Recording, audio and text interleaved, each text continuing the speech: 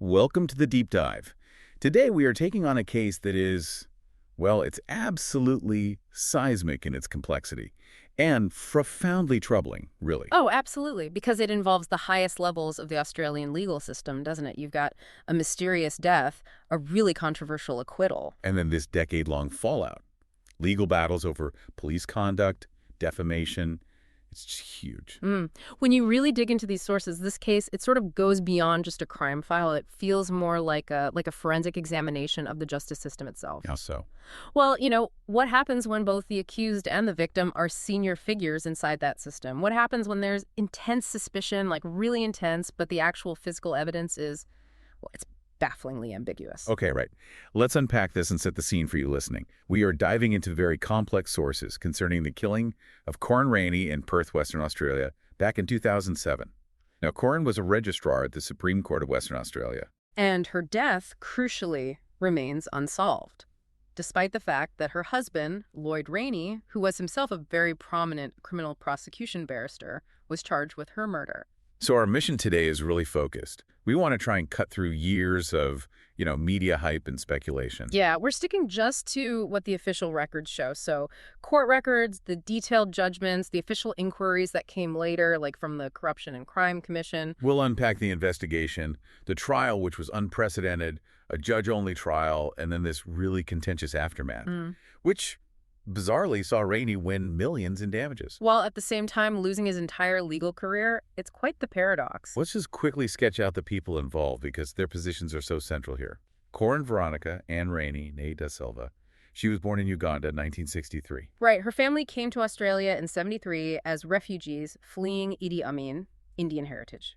And she had this path of, well, immense achievement, rising through the legal ranks to become a registrar at the Supreme Court. And that position, you really need to understand the significance. Yeah. A Supreme Court registrar isn't just like an admin role. They have quasi-judicial functions. They're senior, respected, part of the fabric of the WA judicial system. And her husband, Lloyd Rayney, was an equally powerful figure in his own sphere, a successful, well-known criminal prosecution barrister. So these were people who understood the justice system inside and out, which I think made what followed even more shocking, both for the public and, for the legal profession itself. Yeah, that initial shockwave. Yeah. It really rippled across the entire Australian legal community. Yeah. A top barrister charged with murdering his wife, a senior court official. Yeah. It's almost unbelievable. And there's another layer here, kind of a pre-existing tension. You have to know that at the time Corryn disappeared, Lloyd Rayney was already, let's say, a person of interest to some in law enforcement. Oh, really? Why was that? He was involved in a completely separate Corruption and Crime Commission inquiry. This one was looking into alleged police misconduct in a totally different murder case he'd been involved in as counsel. Wow. Okay, so there was already friction there between Rayney and elements of the police force. It seems so. And that provides this really complicated backdrop when the investigation into Corryn's death actually began. It suggests maybe that some parts of the police might have already viewed Rayney with suspicion or maybe even antagonism long before he was officially named as the suspect in his wife's death. Right. That context is definitely important to keep in mind. Yeah. Okay, let's get into the official narrative. Starting August 2007, the facts, the timeline of loss. Yeah, the timeline is incredibly tight, and it was intensely scrutinized. Both sides, defense and prosecution, picked over every minute. So what do we know for sure? Corryn Rayney was last seen alive around 9:30 p.m. on Tuesday, 7 August 2007. She was at her regular weekly boot scooting class. In Bentley, that was. Boot scooting? Okay. Yes. And then shortly after that, she was reported missing. Her car was gone too, a 2005 Ford Fairmont. Then nothing for a week. That must have been agonizing. It was. Then, a major turn. On August 14th, her car, that distinctive silver Ford Fairmont, it turns up abandoned on a residential street in Subiaco. Which is a different suburb entirely. Right. Not near the class, not near their home in Como. Exactly. A completely different area. And finding the car led them to her. It was the critical link. 2 days after the car was found, so August 16th, her body was located. Police followed an oil trail, apparently leaking from the car, starting near where it was abandoned. An oil trail? Seriously? Yeah, seems so. And that trail led them into Kings Park, specifically to the shallow, hidden grave off Lovekin Drive. And police knew straight away it was homicide. Confirmed immediately. They treated it as murder from the outset. Okay. But here's where things get, well, complicated, right? The cause of death. This seems to be the absolute crux of the whole case. It really is. This is where it shifts from a, standard murder investigation into this high-stakes legal puzzle. The defining feature is the medical legal ambiguity. The specific cause of Corryn's death was not clearly established. Not clearly established. No. And that ambiguity became utterly central to Lloyd Rayney's eventual acquittal. It's the foundation the prosecution's case really struggled with. Who testified about this? The forensic experts. 2 key witnesses on the pathology. There was forensic Dr. John Hilton and neuropathologist Dr. Victoria Fabian. Both of them testified that while Corryn definitely had injuries, head, neck, brain of lifey, they couldn't definitively pinpoint the specific thing that killed her. That seems highly unusual for a murder trial. If there's trauma, surely they know what caused the death. You'd think so. But Dr. Fabian's testimony was particularly crucial here. She said the injuries suggested some kind of neck restraint had been applied. Okay, so strangulation. Well, no. That's the key point she made, not to the point of strangulation. And crucially, she stated the injuries she saw were not sufficient in themselves to actually cause death. So the mechanism of death, the actual thing that stopped her life, remained unclear. They knew there was trauma, but couldn't say that trauma was the fatal blow. Exactly that. The killing blow remained elusive. Dr. Fabian did find bleeding between the intervertebral discs in the neck, which confirmed, a traumatic event happened. But then Dr. Hilton's testimony added even more uncertainty. It did. He described the injuries as consistent with compressive forces, and he used the term rabbit punches. Rabbit punches, what are those? Sort of short, sharp blows, often to the back of the neck or head. But the real kicker wasn't just the nature of the injury, it was the timing. When exactly did those neck injuries occur relative to the moment of death? Ah, the timing. Okay, how did that complicate things? Especially with her being found in that shallow grave. This is the absolute core issue the defense latched onto, and Justice Martin, the trial judge, accepted this ambiguity. Dr. Hilton stated under oath that he couldn't rule out the possibility Mrs. Rayney got her neck injuries as she was placed headfirst into the grave. Wait, say that again? He couldn't rule out that the injuries happened while she was being put in the grave? Precisely. If she was still alive, or only very recently deceased, and was then forcibly pushed headfirst into that grave, the trauma of that action itself could potentially have caused the neck injuries they observed. Wow. So even though he confirmed the injuries happened before death?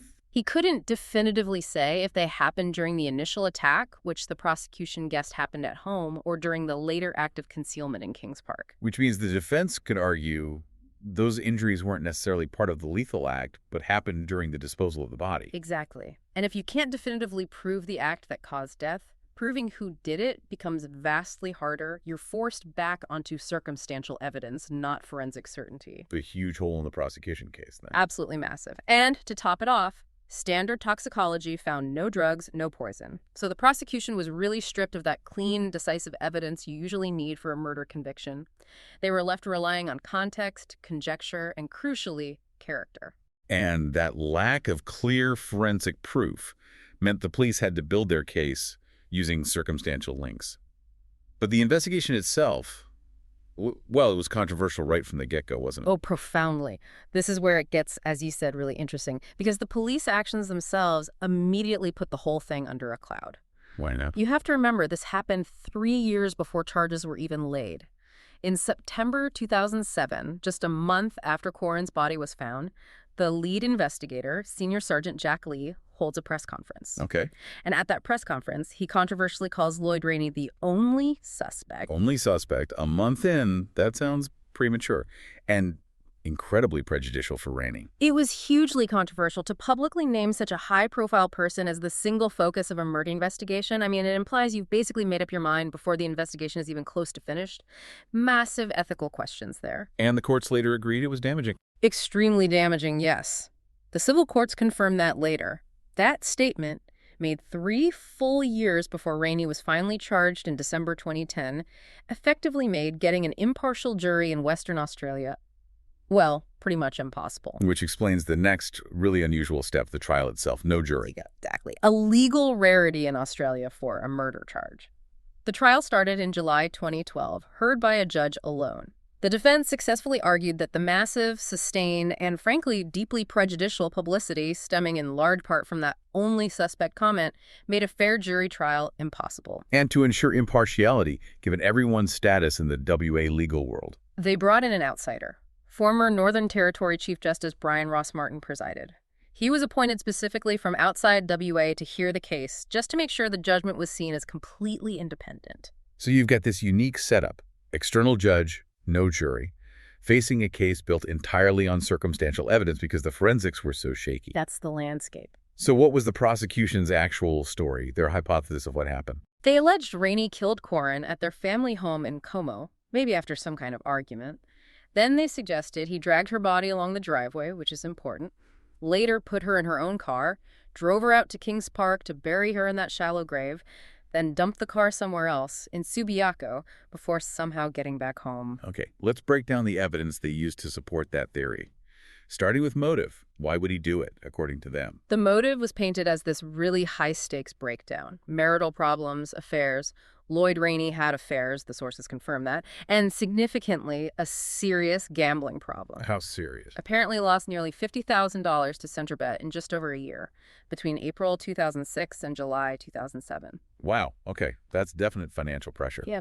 But the prosecution argued Corryn was doing something specific that threatened him professionally. That was the key pressure point, they argued. Corryn allegedly threatened to subpoena his clients, but his legal fees specifically, if he refused to disclose his true financial situation during their separation and divorce proceedings. And for a barrister, having clients subpoenaed about fees. It's potentially catastrophic. It could reveal confidential financial dealings, damage his reputation, impact his income.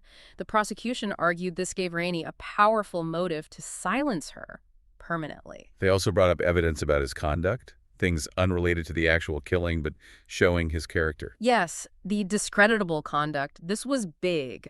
Lloyd Rayney was found to have been secretly recording his wife's phone calls and conversations. Which is illegal, right? Surveillance Devices Act. Absolutely illegal. And it showed he was actively trying to gather dirt on her, presumably to help his side in the separation battle. So, motive, bad character. What about physical evidence linking him or the house to the crime scenes? Okay, three main pieces here. First, a small dinner place card. It had Lloyd Rayney's name on it, found near the burial site in Kings Park. Okay. That's odd. Second, forensic analysis found tiny traces of brick dust and soil on Corryn's body. The prosecution argued this was consistent with her body being dragged along a specific brick-paved part of the Rayney's driveway at the Como house. Right, connecting the body back to the house. And the third piece was botanical, the seed pods. Yes, the liquid ambar seed pods, found tangled in Corryn's hair. The prosecution brought evidence that these pods matched a liquid ambar tree right there at the family home in Como. But not in Kings Park where she was found. Correct. Critically, they argued, this type of tree wasn't native or present in that remote bush area of Kings Park, so the inference was clear. The pods must have got in her hair back at the Como house during the attack or when her body was first handled. Okay, so Justice Martin is faced with this incredibly complex picture. High-profile defendant, ambiguous cause of death, but strong motive evidence, illegal surveillance showing dishonesty, and these forensic traces, the card, the dust, the seeds, all pointing circumstantially back to the house and to Rayney. It was an immense task, but this is where the judge-only trial gives us such valuable insight into the reasoning.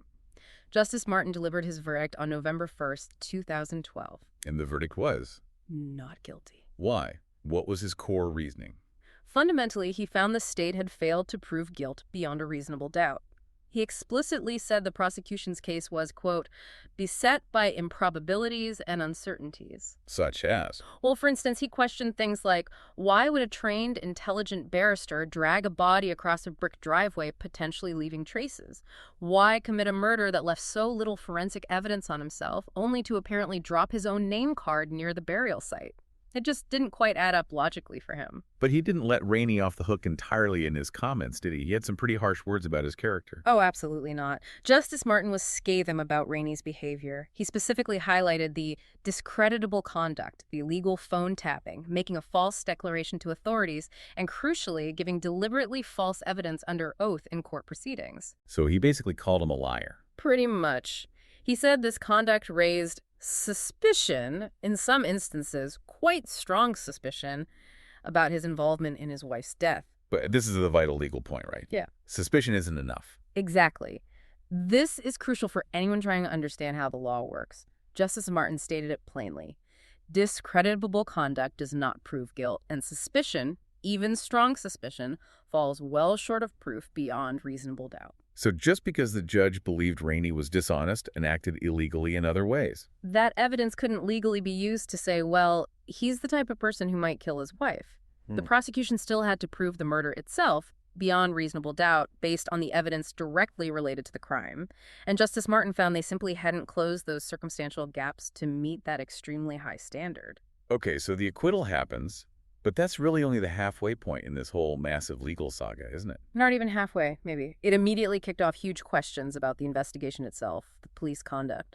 And for Lloyd Rayney, it was the start of this relentless fight to, I guess, salvage his reputation in his career. Well, first, the criminal side had to be fully wrapped up. The prosecutors, they appealed the acquittal straight away. Did that go anywhere? No. The appeal was heard in August 2013. Again, they brought in 3 judges from other states to ensure impartiality, and they unanimously dismissed the appeal. They completely upheld Justice Martin's acquittal.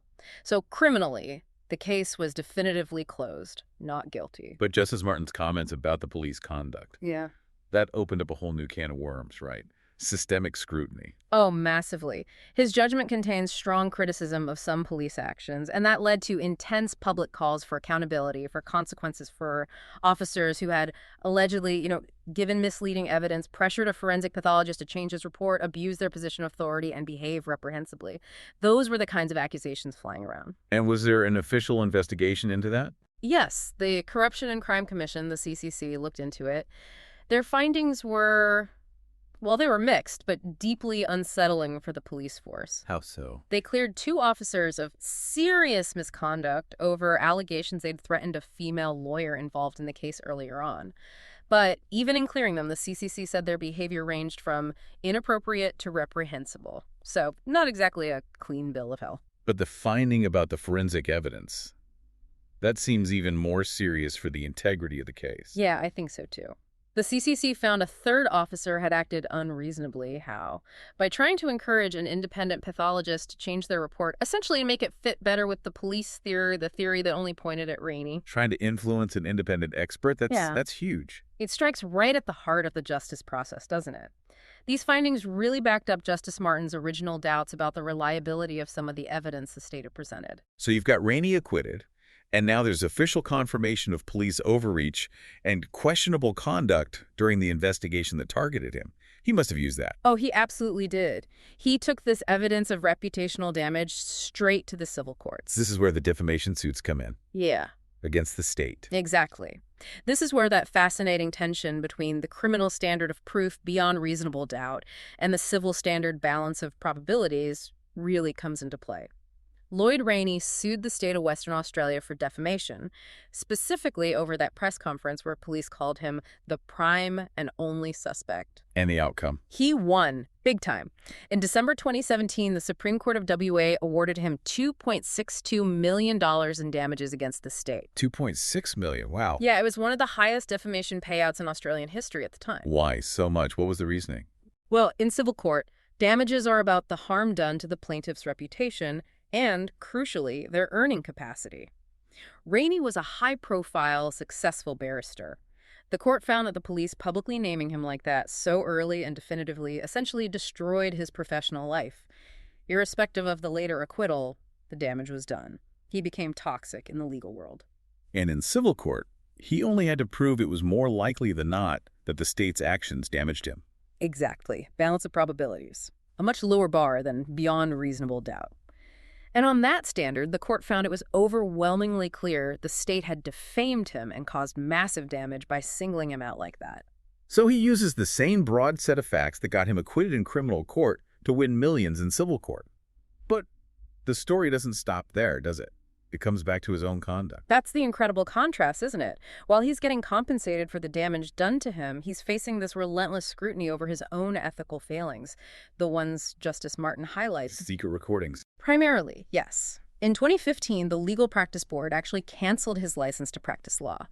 The grounds were breaching the Surveillance Devices Act, taping his wife, and also for disposing of the recording devices after police issued a warrant for them. Disposing of them, that looks like trying to hide evidence. It certainly could be interpreted that way. Now, he did get temporarily reinstated in 2016. The State Administrative Tribunal cleared him of a separate specific charge of unlawful destruction of evidence or perverting the course of justice in relation to that disposal. But the overall ethical battle continued. Until a final ruling. Until the final hammer blow, really. April 2020. The full bench of the Supreme Court of Western Australia, the highest court in the state, officially struck Lloyd Rayney off the roll of legal practitioners. Permanently. And the reason for being struck off, was it the murder allegation resurfacing? No, not at all. It was purely about his established professional misconduct and dishonesty. The court explicitly cited two main reasons: secretly recording his wife, which was illegal and unethical, and critically knowingly giving false evidence about those recordings while under oath in court. So lying to the court, that's the ultimate sin for a lawyer. Pretty much. So you see this powerful dynamic. He fails to meet the criminal bar for murder, leading to acquittal and a huge civil win for defamation. But he also fails to meet the ethical bar of honesty required of a lawyer, leading to the complete destruction of his career. It's an incredible paradox. Yeah.